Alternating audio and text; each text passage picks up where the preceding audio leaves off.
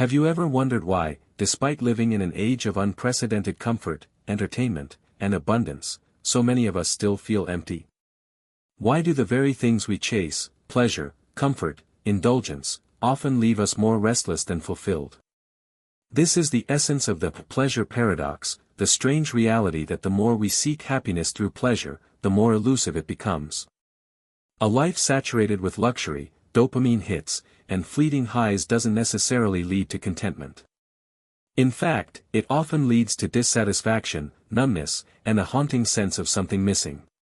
At the heart of this conversation lies the concept of hedonism, the philosophical belief that pleasure is the highest good and the primary aim of human life.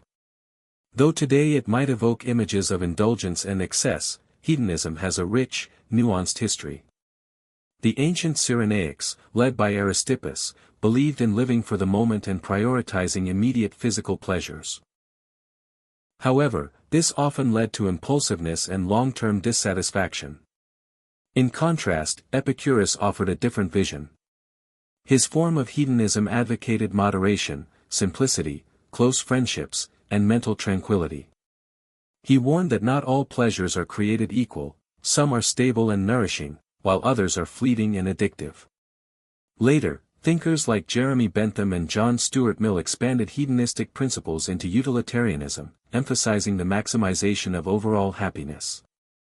Mill also distinguished between higher pleasures, intellectual and emotional, and lower, purely physical ones. In today's world, hedonistic ideals are reflected in our obsession with instant gratification. Social media notifications, streaming services, and consumer culture all promise happiness but often deliver distraction and dependence. We conflate psychological hedonism, the natural human tendency to seek pleasure and avoid pain, with ethical hedonism, the belief that pleasure should guide our decisions. But this mindset traps us on what psychologists call the hedonic treadmill. We experience a burst of joy from a new purchase or achievement, only to quickly return to a baseline state of contentment, or even discontent, craving the next high. Even lottery winners and celebrities, often viewed as the pinnacle of success, tend to revert to average levels of happiness. True satisfaction slips away as each thrill fades, replaced by a longing for the next. Yet, there are ways to step off this treadmill. Practices like gratitude and mindfulness help anchor us in the present and cultivate appreciation for what we already have. Neuroscience offers further insight into our struggle. Dopamine, the brain's reward chemical, plays a central role in motivating us.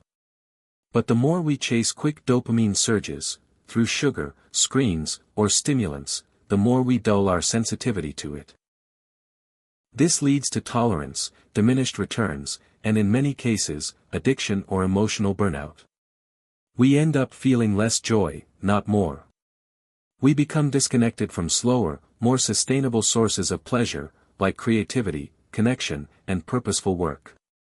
Adding to this pressure is the pervasive culture of toxic positivity, the demand to always be happy, to put on a brave face, and to suppress anything negative. But emotional suppression doesn't heal, it harms. The healthiest approach isn't relentless optimism but emotional acceptance, embracing the full spectrum of our experiences, from joy to sorrow, without judgment. A fulfilling life allows room for sadness, vulnerability, and reflection, alongside moments of delight and celebration. Throughout history, philosophers have warned against the dangers of pure pleasure-seeking. Friedrich Nietzsche emphasized the importance of struggle, challenge, and overcoming obstacles as essential ingredients for personal growth. In his view, constant comfort dulls the soul. Similarly, Stoic philosophers like Marcus Aurelius and Epictetus argued that chasing pleasure leads to emotional dependency and fragility. They believed that true happiness comes from within, from cultivating virtue, wisdom, and resilience. To them, freedom meant mastering oneself, not indulging every whim.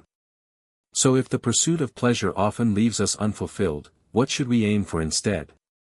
Aristotle offered an answer in the form of eudaimonia, a life of flourishing through purpose, virtue, and personal growth. It's about becoming the best version of yourself and making meaningful contributions to others. Epicureanism, too, invites us to return to simplicity, to savor moderation, and to cherish deep relationships. Mindfulness teaches us to live in the moment, to stop running, and to be fully present with what is.